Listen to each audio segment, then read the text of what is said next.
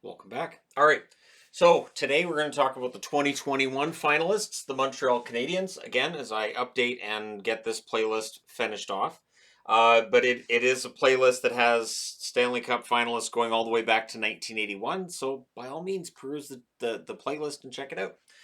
The 2021 finalists were the Montreal Canadiens. Now, this is another interesting Stanley Cup finalist.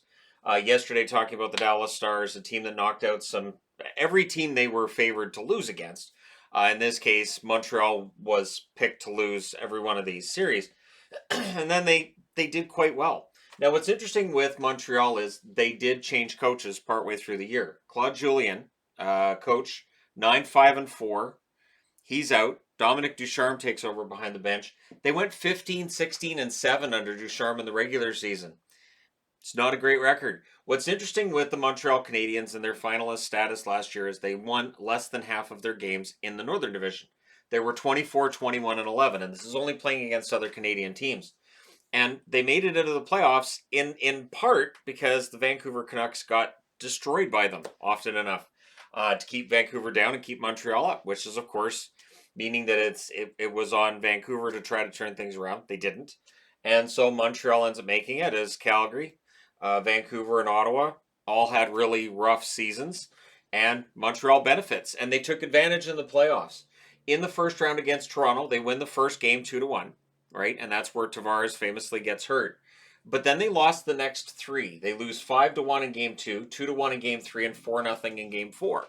So going to Toronto for game 5, there wasn't much reason to think that anything was going to happen other than Toronto finally gets out of the first round. But this is where Toronto's nerves show up. First, it's an overtime win for Montreal in game 5, 4-3. That's where the feeling for me personally started showing up. Then Montreal wins 3-2 in overtime in game 6. And then in game 7, they go back to Toronto and they close it out 3-1. So they move on past the Toronto Maple Leafs. All the memes about the Toronto Maple Leafs live for another year. And for Montreal, they move on to play against Winnipeg, who had surprisingly knocked out Edmonton. So Edmonton and Toronto were the powers of the North Division the whole season, and Winnipeg and Montreal took them out. Now, Winnipeg gets taken out in 4 straight by the Montreal Canadiens in that second round. A 5-3 win to start off the series. Scheifele then had the Scheifele incident that led to Scheifele's suspension. We ended with Montreal winning 1-0 in game 2, 5-1 in game 3, and then it takes overtime in game 4 before they close out that series 3-2. So they get a nice long break. Then they're up against Vegas. Now, the expectation was the North Division's no good. Vegas is coming out of a pretty good division, right? They had just won the battle against the Colorado Avalanche. So the Avs, who had been one of the favorites to win the Cup before the playoffs started, Vegas had taken them out. They will not have any problem with Montreal, they said. The North Division was a fraud, they said. So what happens? Well, they lost game 1 4-1, I should say. And so immediately it was, see, they're against a real team. This is it.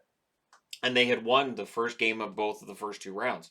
So it's a bit of a different environment. But game 2, they win on the road 3-2. Winning in Vegas in the playoffs is not easy. So they come home and they win game 3 in overtime 3-2. So they take the lead in the series. But they lost their next game in overtime 2-1 to tie the series back up. And we're headed back to Vegas. But in game 5, Montreal wins again on the road 4-1. And this is really a remarkable turnaround. And in game 6, they come home in dramatic style in overtime. Arturi Lehkonen ends up sending Vegas packing. They can go golfing, and Montreal's going to the final with a 3-2 victory. And they win that series in 6. So it takes them 7 games against Toronto, 4 games against Winnipeg, 6 games against Vegas. But now they're against Tampa. The Tampa Bay Lightning, who are looking to win that second straight Stanley Cup. First game, you could tell this was different. Tampa Bay wins 5-1. Tampa Bay then wins game 2, 3-1. And once it's a 2-0 series, it's pretty obvious that Montreal's in over their heads. Game 3, they lose 6-3. Game 4, they avoid the sweep with a 3-2 win in overtime. It was nice to see them avoid the sweep. But in game 5, it's a closeout game, so Vasilevsky with the shutout. And it's a 1-0 win for Tampa Bay. They win the Stanley Cup. For Montreal, it was close but no cigar. Now, the overtime game winners, game 5 of the first round, it was Nick Suzuki at 59 seconds. So I always find it entertaining in the playoffs that they have this nice long break in between the third period and the overtime, and you get ready, and we all kind of get ready for what could be a long overtime. And when it's over in the first minute, for me, there's always that moment of, is that really it? Okay, that's it then?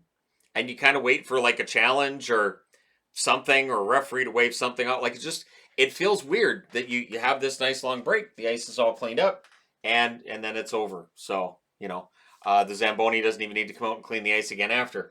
So Kotkaniemi scores the game 6 winner, but that one, it takes 15 minutes and 15 seconds before Jesperi Kotkaniemi gets that one. Then in game 4 to sweep the Jets, it's Tyler Toffoli at 1 minute and 39 seconds. Josh Anderson at 12:53 of overtime against Vegas in Game 3 makes it a 2-1 series lead for the Montreal Canadiens. And then it is Artturi Lehkonen at 1:39 who sends Montreal off to the Stanley Cup Final. And of course, famously now, Lehkonen has done that 2 years in a row. He did it for Colorado this year as well. So that's a pretty nice legacy to have, to say back-to-back years I scored a game winner to send a team to a final. And then in the final, it's actually Josh Anderson that gets the game winner at 3:57 of overtime to put Montreal into the series and make sure it's not a sweep. Makes the series 3-1, and Tampa wins it at home. So where Montreal was during the regular season, they were 17th in goals for with 159. They were 18th in goals against with 168. And so this was the whole debate last year was, okay, so, Shannon didn't call Montreal. Nobody called Montreal. Nobody thought Montreal was going to the Stanley Cup Final. And this is one of those cases of a team getting hot at the exact right time. You get those key goals from key guys at the exact right time as well. That makes a huge difference.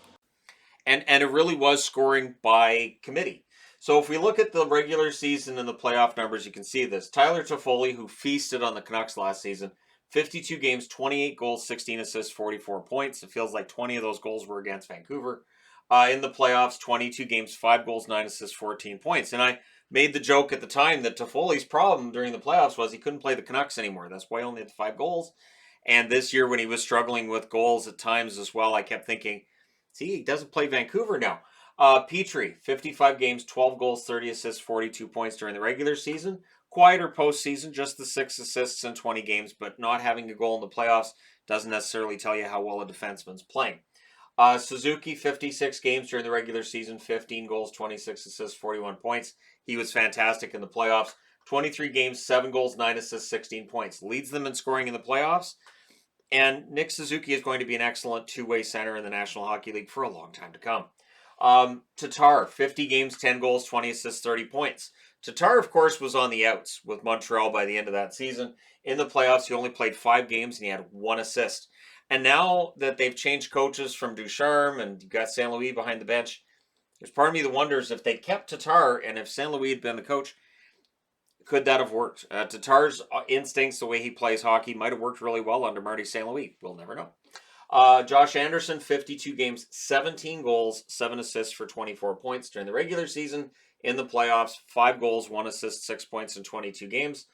But 2 of those are overtime game winners. So if you needed a big goal, Josh Anderson was very often the guy to get it for you. Philippe Danault, 53 games, 5 goals, 19 assists, 24 points during the regular season. During the postseason, 22 games, 1 goal, 3 assists, 4 points. And it is those point totals and goal totals that are the reason why when Montreal looks at Danault's asking price to re-sign with Montreal, they couldn't come to an agreement on that. They did not agree with the number. He goes to the Kings and has a career year with the LA Kings, which, as I've stated with other players, I don't think that necessarily means Danault would have had a career year with Montreal. I think if he'd stayed in Montreal, I think he would have had his struggles, and I think Montreal probably is still not necessarily at the bottom of the standings, but they're darn close, right? So Gallagher, right below him, 35 games, 14 goals, 9 assists, 23 points. In the playoffs, 22 games, 2 goals, 4 assists, 6 points. It was a rough playoff and a precursor to what ends up being a rough season for him in 2021-2022. Jonathan Drouin, 44 regular season games, 2 goals, 21 assists, 23 points. Did not play in the playoffs. Corey Perry. So we're back to Corey Perry on this. He had 9 goals, 12 assists for 21 points during the 49 games he played during the regular season. And again, for Perry, he had signed in Montreal. I don't think he thought, well, I'm going to a team that's going to a Stanley Cup final. He went to Montreal. They gave him a contract he liked. He wanted to go to Montreal. In the playoffs, 22 games, 4 goals, 6 assists, 10 points. The second out of 3 straight seasons, Perry would go to the Stanley Cup final. Kotkaniemi, 56 games, 5 goals, 15 assists, 20 points. In the playoffs, he equals that goal total. 19 games, he had 5 goals, 3 assists, 8 points. And of course, Kotkaniemi ends up signing the offer sheet with Carolina. Montreal doesn't match. And everything else happens from there. But Kotkaniemi had a rough regular season last year. I don't know that he would have taken that next step in Montreal. He didn't really with Carolina either. The difference being for Carolina, a playoff team, a division champion, they're okay with Kotkaniemi playing a limited role and gradually working his way up. For Montreal, they needed more immediate returns, which is why it would make some sense on paper to say, all right, we'll let Kotkaniemi go at that cost and bring in Dvorak from the Arizona Coyotes. Shea Weber, 48 games played, 6 goals, 13 assists, 19 points. We had no idea we wouldn't see Weber back on the ice again. In the playoffs, he played he played 22 of 23 games, 3 goals, or 1 goal, 5 assists, 6 points. And it came out after the playoffs that, yeah, Weber's probably done. And there were many who felt that this was Montreal trying to play some kind of a game to get around the expansion draft with Seattle, but not a game. His contract has since been traded to Vegas, and it is highly likely Weber never sees NHL ice again, which is too bad. And again, there was no indication right up until the Stanley Cup final that Weber was going to be done. We kind of were caught off guard with that. Paul Byron, 46 games for him during the regular season, 5 goals, 11 assists, 16 points. This should be 22 games for Suzuki because I don't think anybody... Yeah, they only played 22 games during the playoffs because Carey Price only played 22. So I'm going to go ahead and stop pretending that Suzuki played one game that nobody else did. Byron in the playoffs, 22 games, 3 goals, 3 assists, 6 points. Good depth player. Chips in here and there when you need it and can help to turn the momentum a little bit. Bottom 6 guy. Same as Armia. 41 games, 7 goals, 7 assists, 14 points for him during the regular season and in the playoffs. 21 games, 5 goals, 3 assists, 8 points. And Arturi Lehkonen. Again, the depth on this Montreal team was pretty good. When they needed those plays, those goals, they were getting them from depth guys. Lehkonen, 47 games during the regular season, 7 goals, 6 assists, 13 points. In the playoffs, 17 games, 3 goals, 1 assist, 4 points. And again, one of the most famous goals Montreal's had, I would say, over the last 30 years, with that game winner that sends them past Vegas and into the Stanley Cup final against Tampa. And then Cole Caulfield. So Cole Caulfield only played 10 regular season games, had 4 goals and an assist, 5 points. In the playoffs, 20 games, 4 goals, 8 assists, 12 points. And we had expected Caulfield to just pick up where he left off. He didn't. By the end of the season, Caulfield had recovered and had done pretty well for himself. But yeah, that first half of the season was rough for him. And Eric Staal, 21 games for Montreal, 2 goals and an assist for him. And in the playoffs, he plays 21 games, 2 goals, 6 assists, 8 points. There were some complaints about Staal playing ahead of guys like Kotkaniemi. But again, they trust the veteran leadership. It is a commentary that's made on a lot of coaches. They trust the veterans more than they trust the kids. Carey Price had a 12-7-5 regular season record, 901 save percentage. In the playoffs, he amps it up, 13-9 with a 924 save percentage. And it's a statement on Carey Price that his regular season numbers over the last, half decade have not been fantastic. But in the postseason, hey, if you get there, he can steal you a series or two. Jake Allen, 11-12-5 during the regular season, 907 save percentage, did not see the ice during those playoffs. And Caden Primo during the regular season had a 1-2-1 record, 849 save percentage. Primo, of course, got into more action this year than I thought they'd wanted him to as well. And we'll see how that affects his development moving forward. But for Montreal, it was an unlikely underdog run last year, and it was a lot of fun to watch. And again, it is nice to see those underdog runs here and there. It's always nice to see like a super final between two really, really good teams that are evenly matched. But the Cinderella stories will draw a lot of interest as well. And Montreal absolutely did that last year. So there you go. Let me know your thoughts in the comment section below as always. Don't forget to hit like and subscribe if you're browsing your way through, you just happened upon this video. Thank you guys so much for watching, for all your support. I will talk to you again soon.